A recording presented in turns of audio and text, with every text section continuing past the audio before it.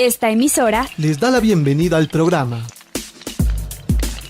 Encuentros con la Filosofía, para conversar poniendo en duda nuestras certezas, con la participación abierta de profesores de la Universidad Politécnica Salesiana, de la Universidad Central del Ecuador, de la Universidad Andina Simón Bolívar. Encuentros con la Filosofía se difunde semanalmente por las emisoras universitarias Infinito Digital, Voz Andina Internacional y Radio Faxo. Abrimos nuestros micrófonos.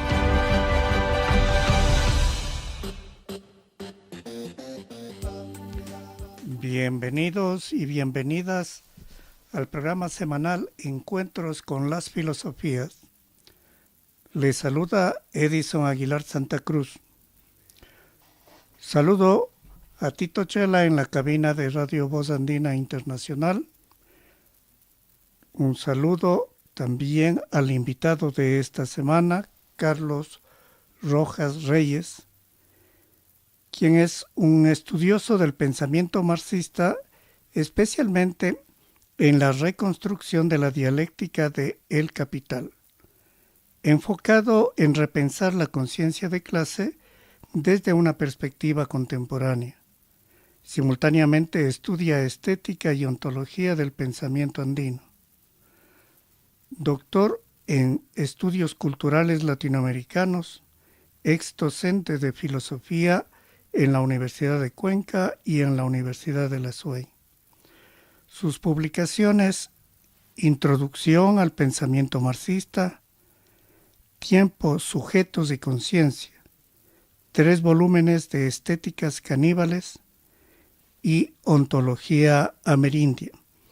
Esta semana, Carlos Rojas, en la serie temática dialéctica, presenta la primera parte del Espíritu científico de Marx. Bienvenido, Carlos. Buenos días, Edison. Según entiendo, este es una especie de resumen. Carlos, como un buen profesor, lo que hace o lo que va a hacer es concentrar, resumir lo que ha venido exponiendo en toda esta serie de que nos reencuentra con la dialéctica expuesta por Carlos Marx en El Capital. Empecemos entonces preguntando sobre la cuestión del método en Marx.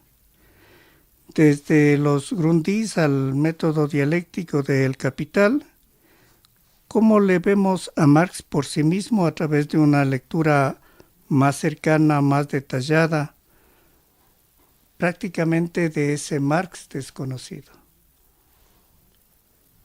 Bien, como has dicho, estas 2 sesiones que tendremos ahora intentarán hacer una primera síntesis. Hay que insistir que es un primer acercamiento después de la serie de estudios particulares de los capítulos, de las cosas concretas que hemos ido viendo, una visión panorámica de la dialéctica. Y claro, hay que decir que para mí mismo incluso te encuentras, a pesar de todo el tiempo que ha pasado ya desde la muerte de Marx en 1883 y de los miles de estudios que se han hecho ciertamente, que a la luz de las publicaciones o de las relecturas de las obras ya publicadas en el Mega 2, diríamos que Marx sigue siendo en gran parte un gran desconocido, ¿no? Tenemos una imagen un poco, digamos, extraña de Marx. Digamos, no vemos lo que realmente era. Como él decía, yo ante todo soy un lector voraz, leía absolutamente todo: literatura, ciencias naturales, filosofía. Escribió, digamos, hizo citas de miles de trabajos, escribió varios artículos sobre cálculo diferencial.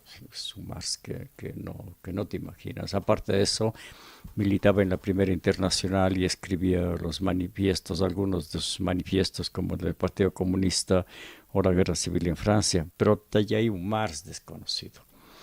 En cuanto al método mismo sobre lo cual ha corrido tanta tinta, en realidad hay que decir que Marx no se preocupa por elaborar un método dialéctico. No hay un libro que Marx diga mi dialéctica es esta, mi método es esto. No existen poquísimas páginas que en el volumen de sus obras, la cuestión del método no alcanza a cubrir un volumen siquiera, ¿no? Son pequeñas anotaciones que son realmente dispersas.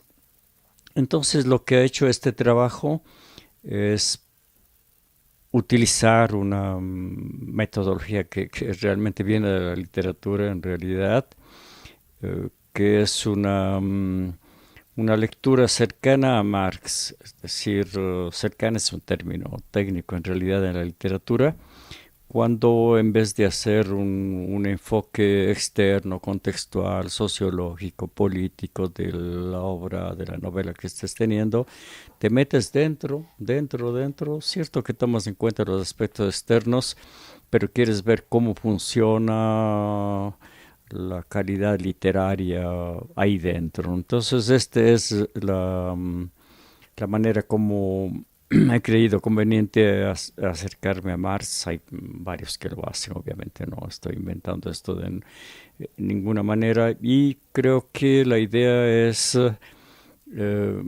Marx por sí mismo, como decía tomando a Baudrillard, ¿no? El otro por sí mismo, en este caso el otro es Marx, y vamos a ver, o hemos visto ya, siguiendo línea a línea, a veces término a término, a veces frase por frase, capítulo por capítulo, qué es lo que Marx, no lo que Marx dice sobre la dialéctica, que no lo dice, sino cómo está funcionando la dialéctica en el entramado del capital. Allí sumergiéndose, entrando e intentando una reconstrucción. Desde luego esta reconstrucción es una hipótesis, es un trabajo profesional que habrá que continuar, que confrontar con otros autores, aunque este tipo de estudios más bien son en el panorama enorme de las obras y los estudios sobre Marx, este tipo de lecturas atentas, internas, delicadas, si se puede decir, son escasas, ¿no? Tenemos quizá Michael Heinrich para decirte un ejemplo.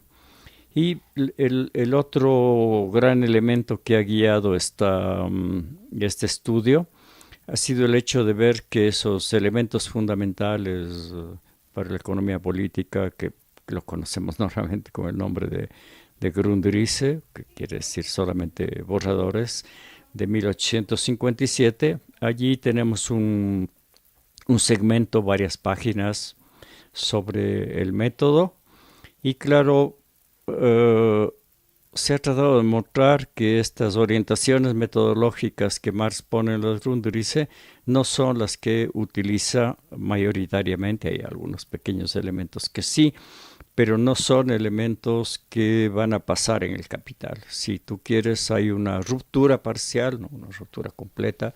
No hay dos paradigmas en Marx, no hay un Marx filósofo y un Marx científico, sino un Marx que va evolucionando de la filosofía a la ciencia, y mostrar cómo y por qué, porque Marx tiene razones profundas para desprenderse de los Grundrisse. Hay que decir que los Grundrisse son el texto más recurrido en cuestiones metodológicas, ¿no? Todo el mundo habla del modo de presentación y el modo de investigación, del ascenso del abstracto al concreto, de las leyes de la dialéctica, y entonces si tú lees bastante sobre el tema, encuentras un mundo que termina siendo circular. Entonces, libros de libros sobre el ascenso de lo abstracto a lo concreto. Pero cuando tú entras en el Capital y buscas en el Capital, la frase está una sola vez en el Capital y luego nunca la toma. Pero cuando entras a la reconstrucción de la dialéctica, no hay el ascenso al abstracto a lo concreto. Hay otras cosas que son prioritarias, dijeras. Tal vez de manera subsidiaria podrías encontrar algunos elementos de esta idea que es profundamente hegeliana del ascenso de lo abstracto a lo concreto.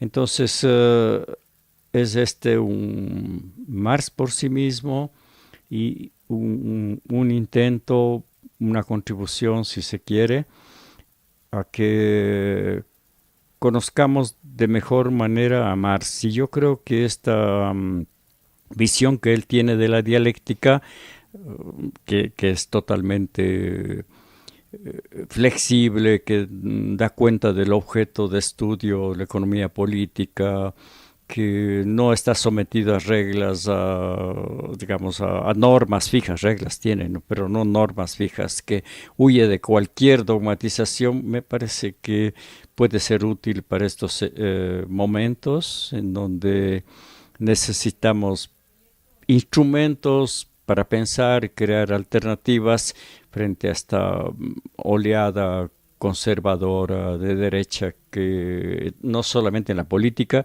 sino en el pensamiento que nosotros estamos viviendo. Esta es la tarea propuesta, desde luego. Y todo esto siguiendo un libro de Bachelard, lo he titulado, y es el capítulo de síntesis, también el nombre de la obra, El espíritu científico de Marx, ¿no? ¿En qué mismo consiste el espíritu científico de Marx, que está guiado por esta dialéctica?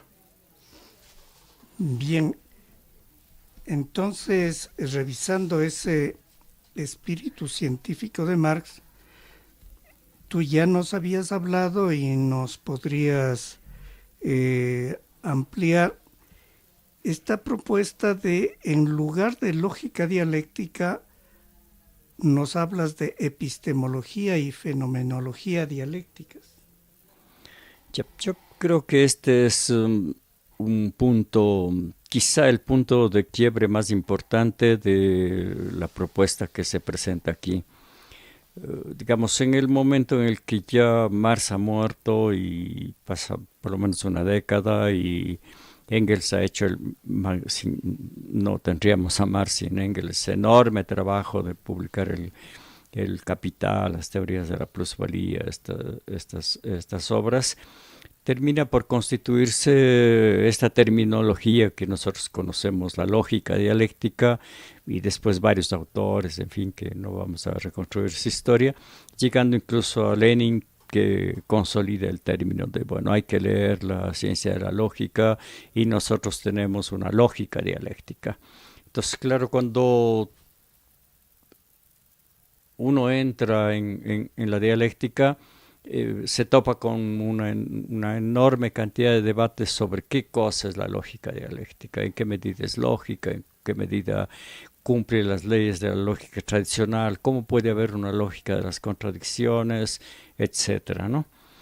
Pero, y quizá es la única, bueno, tal vez no la única, pero la más visible, afirmación un poco escandalosa, puede decirse, que señalo de manera explícita, y aquí en el Capital, en una lectura interna del Capital, en una lectura profunda del Capital, no hay lógica dialéctica, no existe una lógica dialéctica, y esto no es una afirmación menor, no es una negación menor, porque una lógica dialéctica, cualquier lógica, no importa, digamos, en sentido estricto, no cuando estamos hablando de la palabra tomada en un sentido más vago y banal, lógica, como ¿qué lógica tiene que me estés planteando esto? Pero tengo una conversación común y corriente.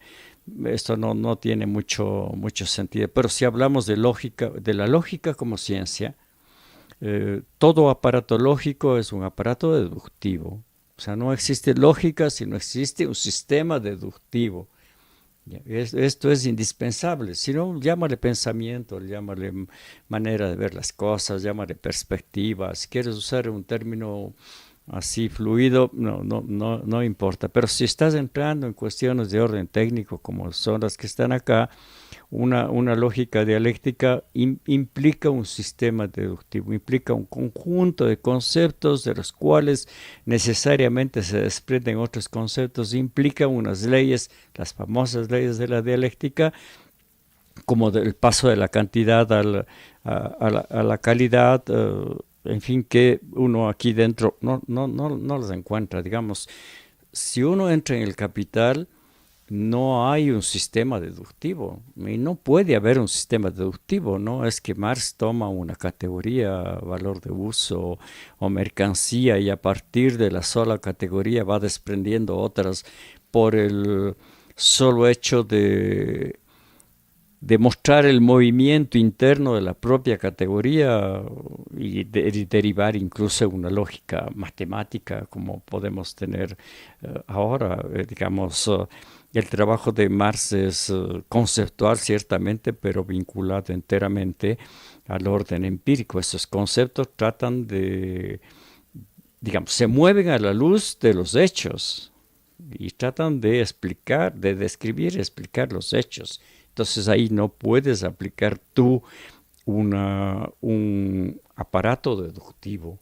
Y entonces lo que me parece que hay que hacer es mostrar la necesidad de reemplazar este enfoque de buscar en Marx una lógica dialéctica, y en el marxismo diría yo, y reemplazarlo por estos dos elementos, por una epistemología dialéctica y por una fenomenología dialéctica, que a mí me parecen que son los elementos metodológicos de fondo que están moviendo la crítica de la economía política, y que uno las puede ir.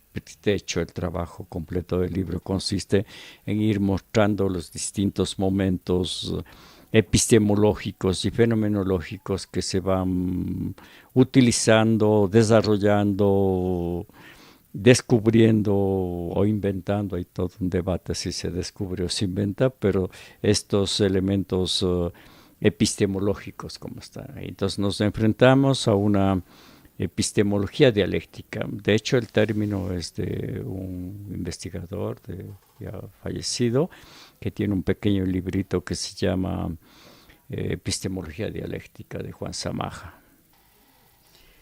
Bien, en una de las presentaciones anteriores habías destacado el papel que asigna Marx a la forma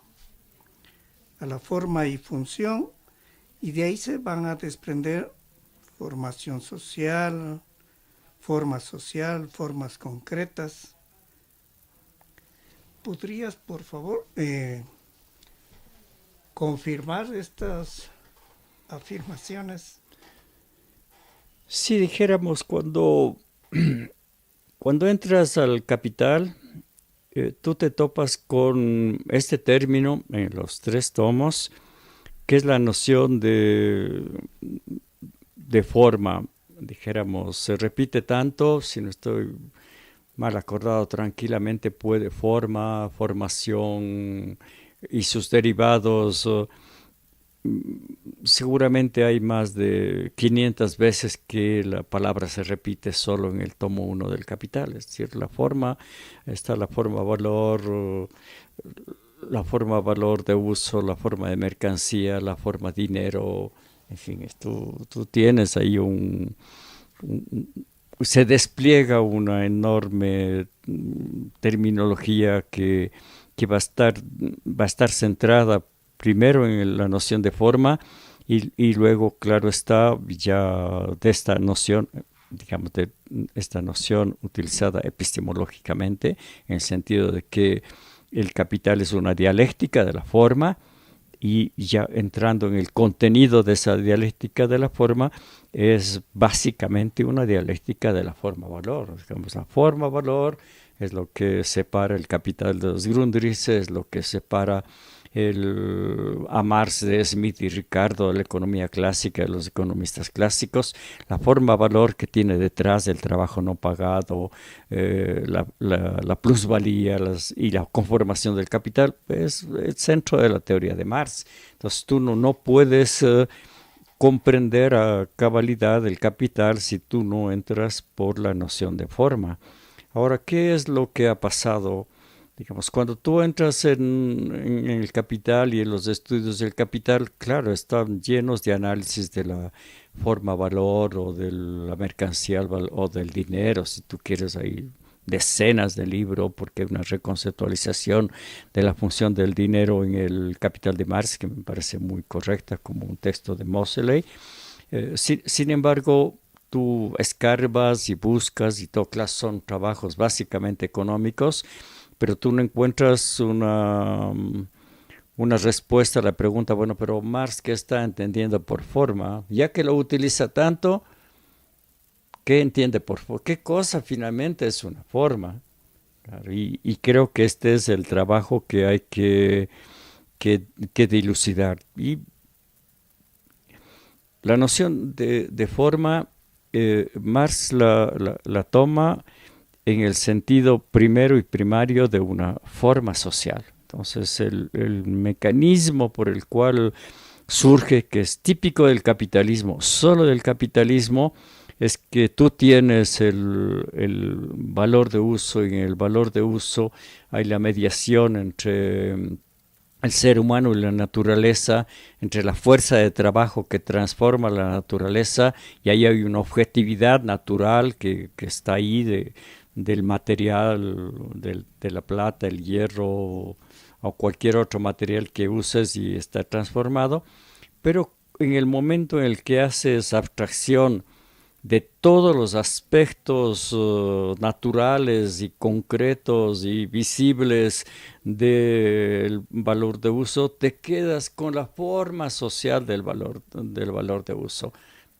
Y esa forma social son el conjunto de relaciones sociales que están mediando los procesos de producción y circulación. Marx dice, bueno, dejemos los contenidos concretos, naturales, materiales de la madera, el color, el tamaño, el peso, la técnica que hemos utilizado para transformarnos, y veamos, no es que desaparezca, suspendemos momentáneamente el juicio y nos quedamos con la noción de forma social. Claro. Entonces, esta forma social, dice Marx, es la que yo voy a analizar, porque es la que está detrás del capitalismo, está detrás de la mercancía, es una forma social, digamos, que está escondiendo las relaciones entre las personas, el valor de cambio. Detrás del valor de cambio están personas, detrás del producto está la fuerza de trabajo y la apropiación. Entonces, esta forma que se despliega en formas sociales, formaciones sociales, formas concretas de existencia que Marx dice, Marx la entiende como fundamento. Digamos, Marx no usa en la palabra forma la noción de determinación, usa la palabra fundamento, siguiendo la ciencia de la lógica de Hegel, claro, pero ese concepto lógico que está en la ciencia de la lógica se convierte en un concepto epistemológico y operativo. Es decir, todos los fenómenos que vemos aquí, que están después de la forma-valor, dependen directamente, están fundamentados, su existencia o su descripción y explicación solo se puede hacer como derivaciones, despliegues, rupturas, desarrollos de la forma social. Esto es lo que es. Por esto es entonces un fundamento que me parece a mí nuclear, que hay que decir. Y el segundo elemento de la forma es la noción de función. La función, digamos, allí hay un trauma para todos los que estudiamos Marx o el marxismo, digo allí, porque si tú hurgas en los escritos sobre Marx, tú no encuentras que nadie mencione, digamos, no hay un estudio sobre la función en Marx, no existe, porque, digamos, si hay una corriente teórica que siempre se ha visto y es radicalmente opuesta al marxismo y surgió en gran parte como respuesta al marxismo, es el funcionalismo antropológico y sociológico, porque el funcionalismo es ante todo un enfoque conservador y reaccionario de la realidad. Entonces, claro, en fin, si tú dices, no, pero tienes un problema, porque la forma como funciona quiere decir que tú estás encontrando en el Capital la aparición de la palabra función, y la palabra función se repite muchísimas veces, algo así. En el primer tomo, primer tomo, en el volumen 1 del primer tomo del Capital, la palabra función, funcional, funcionamiento aparece 168 veces, mientras la palabra determinación, que se considera tan relevante, solo aparece 65 veces, más o menos, ¿no? Entonces, tú ves, dices aquí, entonces Marx, ¿cómo es que Marx está utilizando para entender la noción de forma el término función? Y claro, Marx está utilizando el término de función, él había estudiado matemáticas y también conoce el origen de las especies de Darwin, aunque la fuente matemática es la más probable de donde toma ahí, y entonces hay que considerar que la función es un elemento descriptivo y hay una concepción operativa de la noción de función. Como se dice en matemáticas, finalmente una función algebraica no es nada más que un conjunto de operaciones. No importa qué operación. La función es ahí está sucediendo una operación. Entonces, esta noción de función que te dice cómo están las cosas actuando, cómo se están desplegando, cómo se están desarrollando, cómo es que está sucediendo efectivamente en la realidad, es la noción de función. Entonces, la función del dinero. La función del dinero es medida del valor, como es, pero también es medio de circulación. Entonces el dinero tiene una doble función. Entonces, claro, y esto es, por ejemplo, las cosas que fruto de este origen cercano, porque no puedes tú saltarte, no puedes evitar, tú pasas las hojas y la palabra función, funcional se repite a cada momento y te tienes que decir, bueno, oye, estoy obligado a darle una explicación de qué mismo significa en Marx función. No, obviamente no es un funcionalista. Hay que decir, sin embargo, que en algunas pocas ocasiones la noción de función tiene el sentido más actual de funcional. Este hecho es funcional a. Entonces, por ejemplo, cuando se ve la reproducción ampliada del capital, la reproducción ampliada del capital, la globalización, la mundialización, la invasión de las esferas de la vida y de la naturaleza, es funcional al capital. Pero estas explicaciones funcionales son muy pocas y muy concretas de Marx. La masa de utilización del término función, de la forma como función, es operativa. Bien. Ya se ha mencionado el papel de las abstracciones y el conocimiento.